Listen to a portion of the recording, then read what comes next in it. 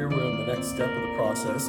Our meat has been curing for about a week now in the refrigerator, and it's looking very good. And so we pulled them out, and so here you can see all 6 pieces, all 6 times. Number 1, number 2, 3, 4, 5, 6. So we have 2 kind of basic cure, 2 savory, 2 sweet cures. And so what we're going to do now is we're going to, the reason why they're smaller is that we cut them in half. And so we're going to try 2 different types of cooking.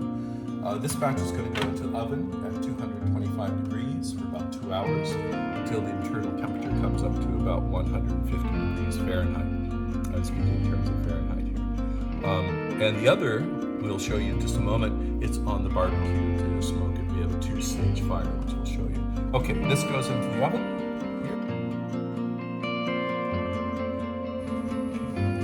So this is our second batch that we're cooking. You can see the smoke coming out of here already.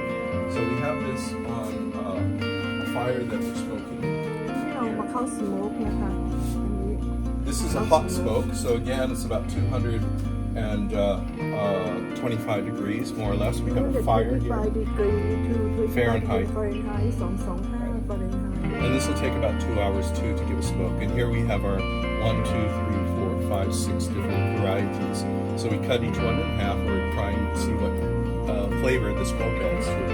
And here we have a small fire that is just, we're using our beautiful mango wood that we've cured, that we dried out from one of the trees we chopped down in our yard, one of the old mango trees, which is how long are we going to smoke this one? about 2 hours. ประมาณ2 ชั่วโมงนะคะ smoke 225 Fahrenheit แล้วก็ 2 hours 2 ชั่วโมงแล้วเดี๋ยวเราก็มาดูกันว่าเป็นยังไง